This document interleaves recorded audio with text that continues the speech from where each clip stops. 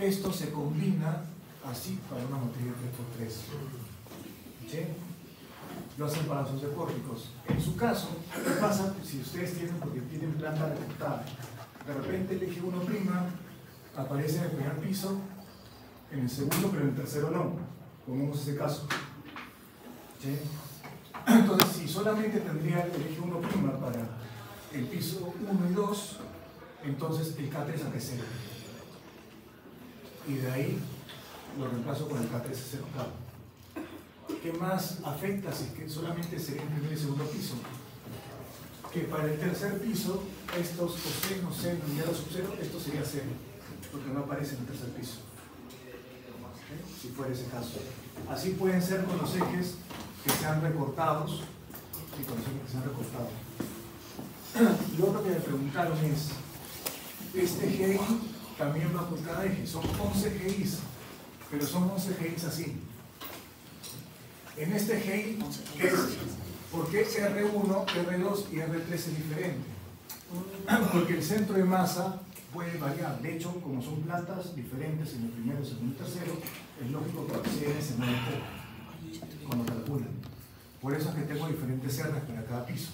El alfa sí es único, porque el alfa es la inclinación del eje respecto al horizontal.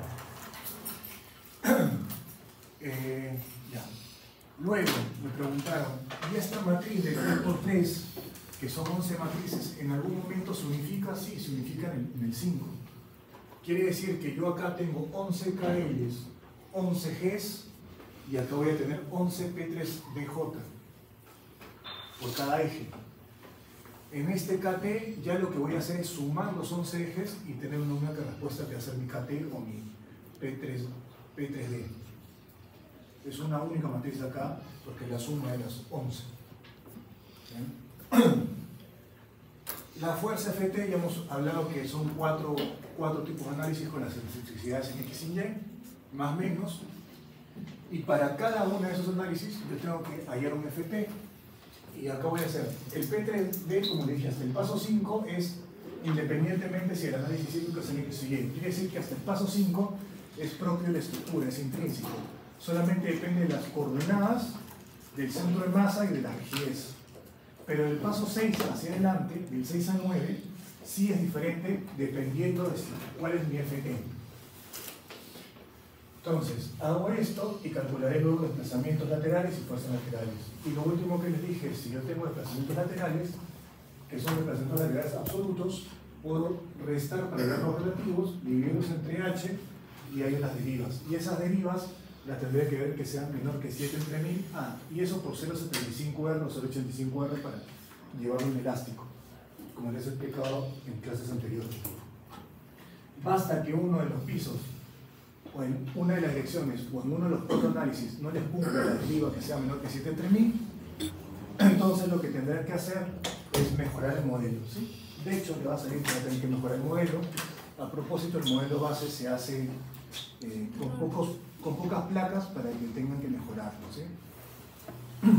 Entonces, ahí ustedes mejorar, ¿qué puede ser? Puede ser agregar placas, obviamente en los ejes que sean, cuyos desplazamientos laterales salgan mayores. No se trata de agregar placas por agregar, siempre en los ejes que tengan mayor desplazamiento lateral. O de repente hacer que las columnas y las vigas sean más anchas en los ejes que se muevan más lateralmente, que tengan mayor desplazamiento lateral, o colocar arrostres en esos ejes que se muevan lateralmente más. Puede ser cualquiera de las tres o una combinación de las tres. Y eso lo van a hacer con su mejoramiento del modelo. Como le he dicho, esto es el cálculo manual que lo van a acompañar con el TAPS. A este punto, es decir, porque alguna vez algún grupo se confundió. Si ustedes presentan solo el ETAPS, lo que me interesa es el cálculo manual. El ETAPS es solamente un complemento para que vean que los valores están por ahí como una validación, ¿no? Para que también sepan hacerlo con el modelo, validar el modelo. Pero esta es la parte gruesa. Igual siempre se les pide que hagan por ETAPS, así que tienen que hacer ambos. Pero si presentan solo el ETAPS, no es el trabajo. Ya, esto es lo que tienen y esto es lo que ustedes pueden avanzar hasta el paso 5, incluyendo el peso sísmico, el centro de masa, y el 6, que es FX1, FX2 y FX3, me daré tiempo espero yo que la siguiente semana para explicar esto un poco más. ¿Bien? Ya. A este punto ya tenemos el análisis pseudo-tridimensional. Fíjense ustedes que acá habla de un paso 10, pero este paso 10 en realidad es obtener solamente los diagramas del momento flector, pues, ¿no? Y fuerza cortante. Si ustedes tienen cuánto se desplaza lateralmente y tienen cuál es la fuerza lateralmente, por cualquier método de análisis puede dar los diagramas. Y acá está hablando allá la cortante y allá el momento, ¿no? A veces vamos a ver que en los ejercicios le piden la cortante en la base o el momento, ¿no? La cortante, por definición, será la rigidez por su desplazamiento y su desplazamiento relativo, ¿sí? Y el momento se puede considerar como la cortante por L medios si es que estamos empotrado y empotrado. Si está empotrado y articulado, entonces en ese caso la cortante no varía, siempre sigue siendo la rigidez de esa columna por el desplazamiento lateral, pero el momento acá es la cortante por L, no por L medios. Van a ver que en algunos ejercicios se les pide la cortante de la columna y el momento de la columna. Entonces, a partir de la próxima semana, o de repente este sábado, que comienzo a explicar ya vibraciones, vamos a ver que en vibraciones primero hay peso sísmico, rigidez, y luego, como cualquier sistema más a resorte, hayan la frecuencia, el periodo. ¿Sí? La frecuencia, el periodo, WFT. Una vez que tienen eso, hay fórmulas que son con cosenos y senos, son formas armónicas, calculan desplazamiento, velocidad de aceleración. Y al final les puede decir, bueno, calcúlame cuál sería la columna, la cortante de la columna de momento. Para esto, obviamente, ya calcular la rigidez de cada uno, el desplazamiento lateral se puede calcular de forma simple. Lo que pasa es que esto hemos explicado para 3 pisos, que es un trabajo, pero para la PC1 solamente viene un piso. Viene un piso. Porque es un grado de libertad. Solamente la traslación en el piso. Ya para el examen creo que ya, no me acuerdo bien, pero creo que un piso y de repente uno de 2 pisos. Pero ya para la PC2 sí ya comienza a venir ya varios grados de libertad, eso sí lo tengo claro. Y la PC2 el examen final ya vienen varios grados de libertad, varios pisos. Lógicamente el profesor tendrá que buscar alguna manera simple para que estos pasos no sean tan engorrosos en una evaluación escrita, ¿no? Por eso es que le decía que cuando viene esto, que son todos los pasos, generalmente es para un piso en el examen final. Pero de más problemas se simplifican y les dan por varios pisos.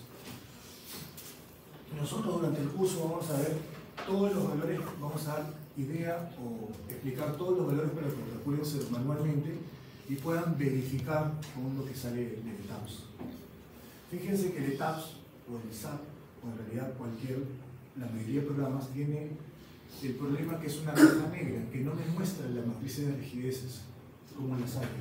Solamente una vez que yo pongo los elementos, calcula su peso automáticamente, que lo puedo verificar, me muestra cuáles son los desplazamientos y las fuerzas y demás. Entonces hay un paso intermedio que sería importante, que no me muestra qué es la rigidez, ¿no? Sería interesante que lo muestre, pero entiendo que por propiedad intelectual no lo muestra. Por ahí hay un alumno de concreto que este ciclo me mencionó, que estuvo de intercambio no sé en qué país, que me dijo, que si puedo utilizar otro programa que sí muestra los cálculos intermedios. No conozco el programa, pero una vez que lo veamos, les indico si es que podría servir para que muestre cálculos intermedios en este tipo de análisis.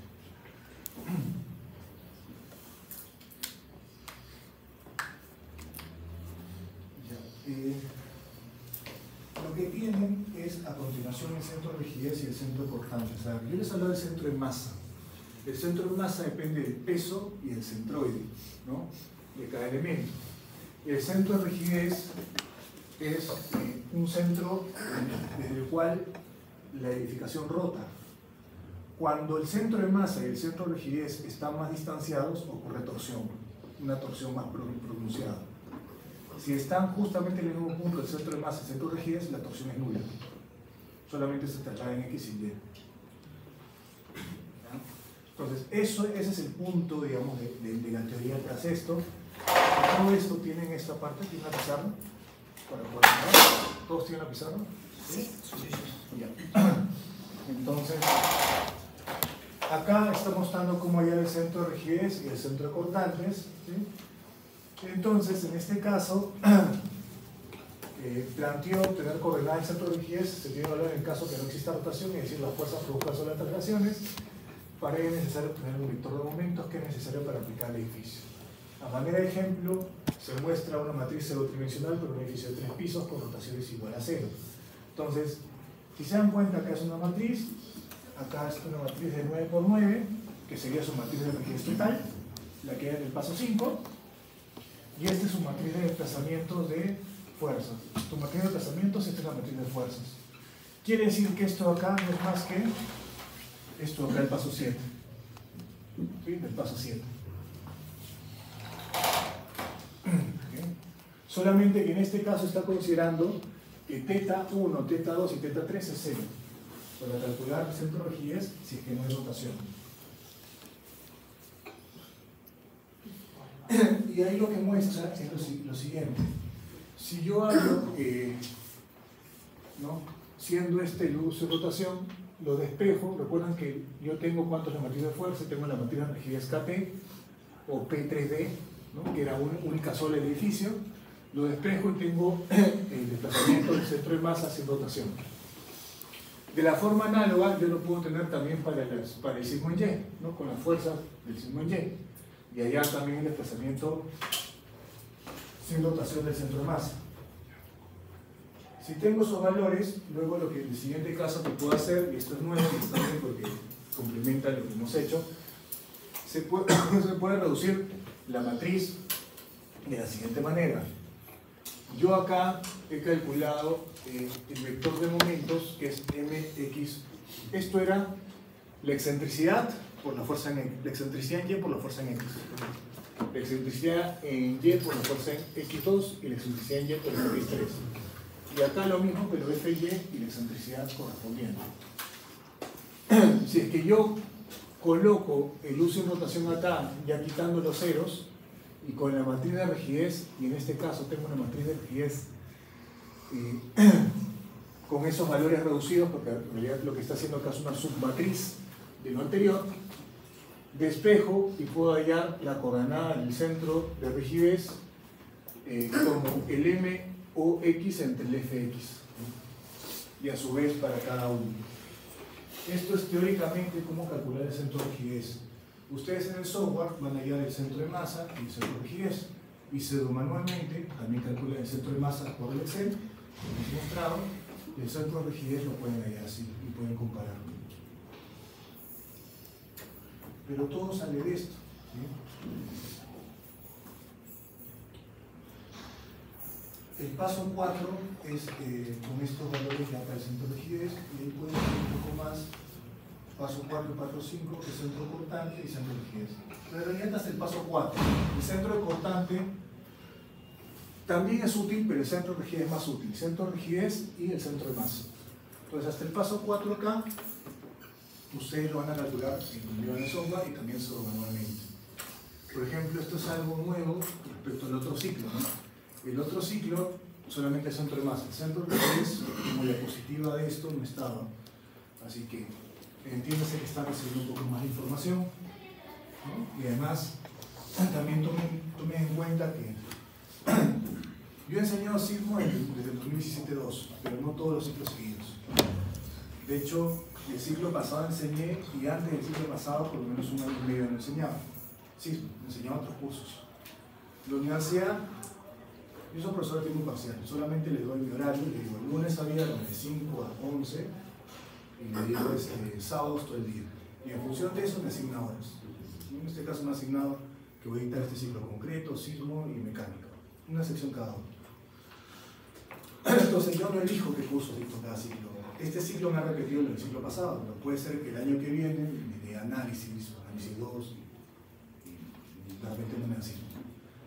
Entonces dense cuenta que acá se está añadiendo información, y aparte con el profesor ya calentó, porque a veces cuando el dicta simultáneo es más simple. Y la clase pasada, el ciclo pasado, siempre esta segunda parte, creo yo que se dictó, y van a decir los que están yendo por segunda vez, que se dictó un poquito más ordenado. Un poquito. Bueno, también que Ale tiene un conocimiento previo, ¿no? Pero sí. Entonces, esto es lo que tenemos. Ya lo repasan y ahora sí hay que... ¿Qué hora es? 19. Ya. Solamente, como hemos hecho centro de masa y centro de rigidez, y hay que hablar de irregularidades, déjenme hablarles de una irregularidad, que es la torsión. Se les he mencionado solamente uno, ¿no? Son como 7. Son como 7, pero hay que mencionarlo bien. Voy caminando a mi casa.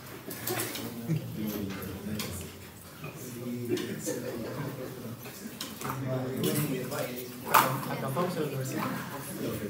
Ah, la de la semana pasada. Debería haber campos acá en la universidad. ¿Te imaginas? Sería bueno eso. Sí.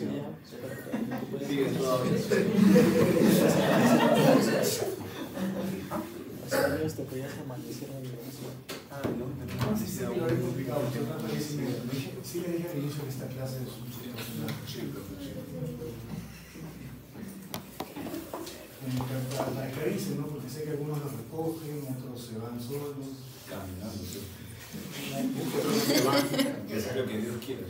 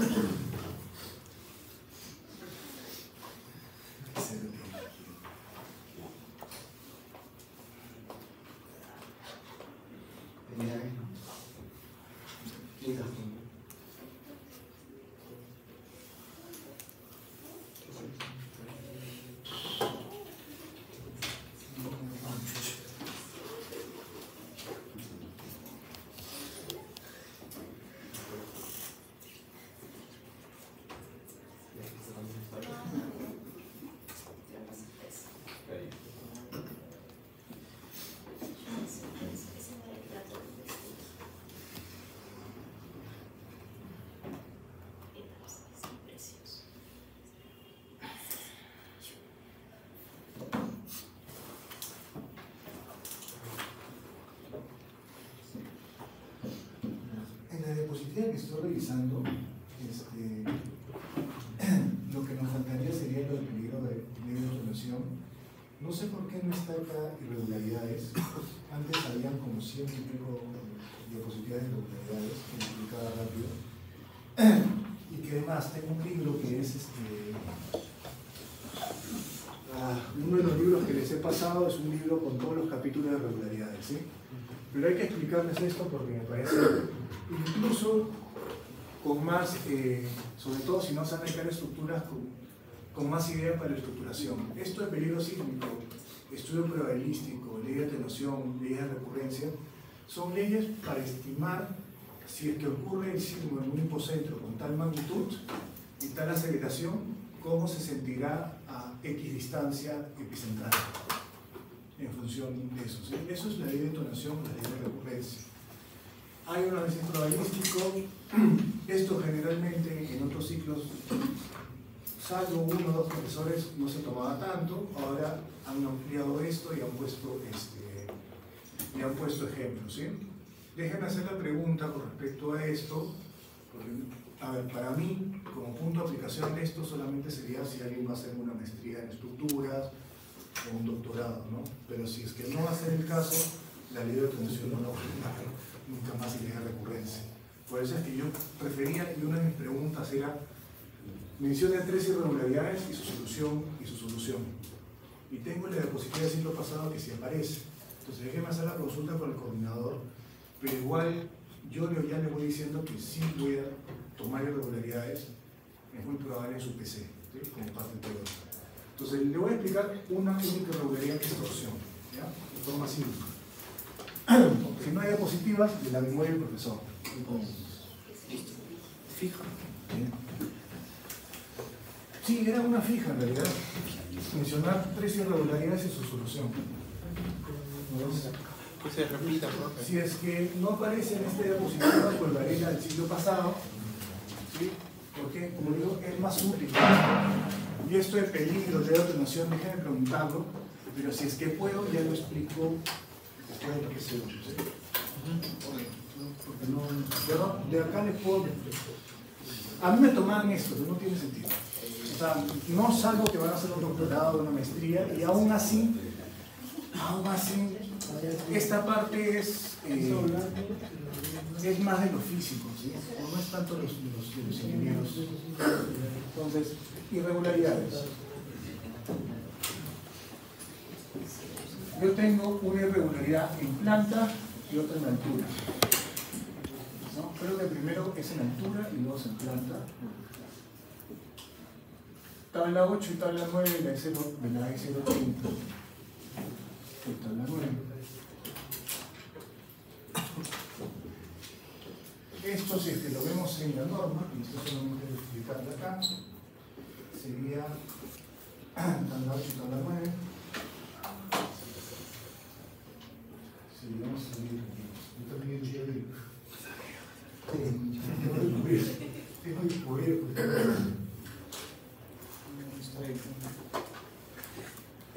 tabla 8 y tabla 9. La 9 es de planta y la 8 es de altura, está bien. La tabla 8 y tabla 9. Si ustedes quieren ver la aplicación cuantitativa de cuántos y irregularidades, esto lo tenemos que ver antes de la entrega 2, específicamente después del parcial. ¿Ya? Entonces la forma cuantitativa es así. Lo que quiero explicar ahora es la forma cualitativa de la mayoría de estas irregularidades, para que sepan cualitativamente qué es. Voy a comenzar con el de planta porque les he hablado ahorita de centro de rigidez o de torsión. ¿Ya? Entonces yo les he hablado que si el centro de masa, ¿no? Como concepto, si el centro de masa coincide con el centro de rigidez, no hay torsión, solamente hay traslación. Toda la traslación es X y Y. Quiere decir que acá el beta es 0. Si coinciden. El centro de masa está en función del centroide, está en función del peso, y el centro de rigidez está en función de la rigidez. ¿Sí? De la rigidez.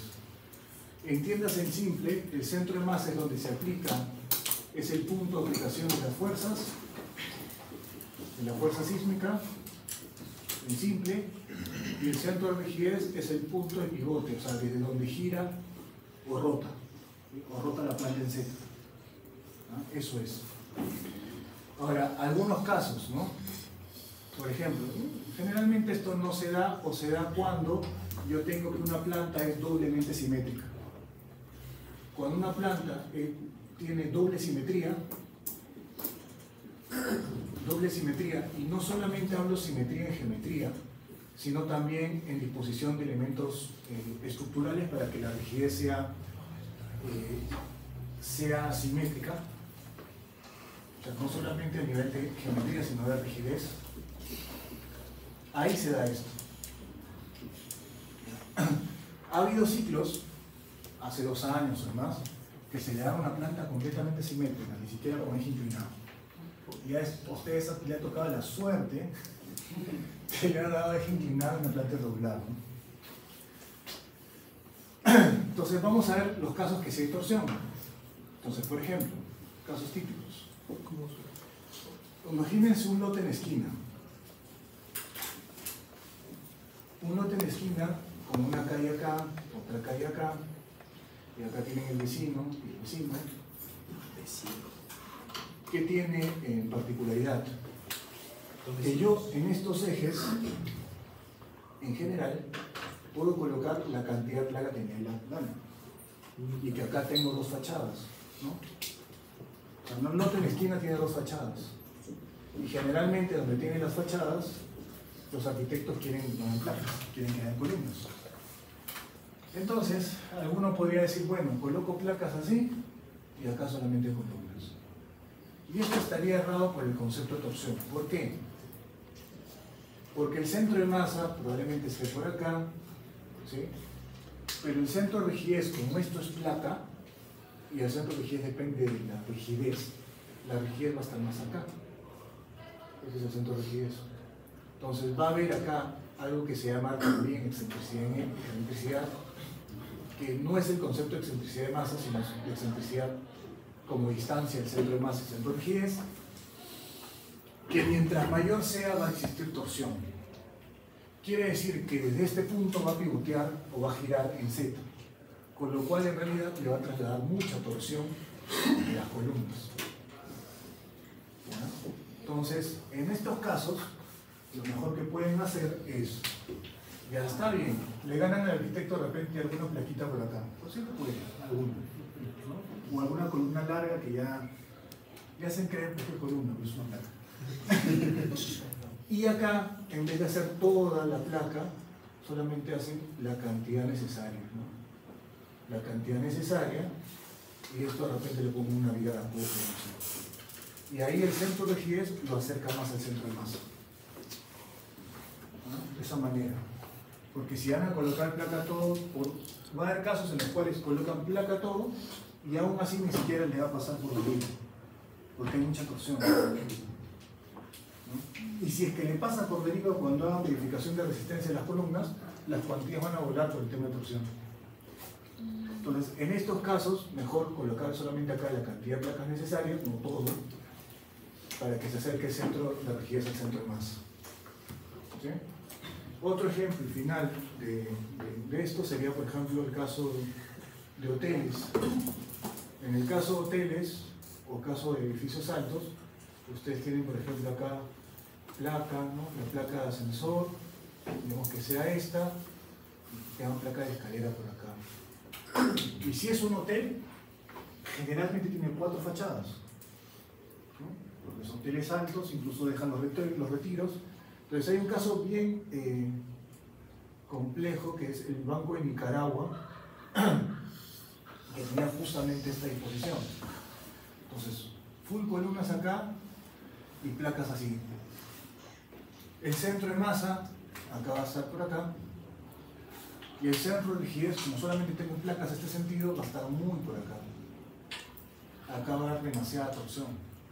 ¿Y dónde va a estar la torsión más? Como este centro de rigidez está acá, pivotea, con respecto al centro de rigidez, lo que esté más distanciado, estas columnas van a estar con alta torsión.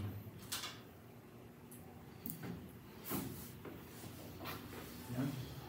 Entonces, yo puedo tener torsión si la norma me permite, pero me castiga, porque me dan factores de irregularidades de 0,75 a 0,60 dependiendo si es condición normal extrema.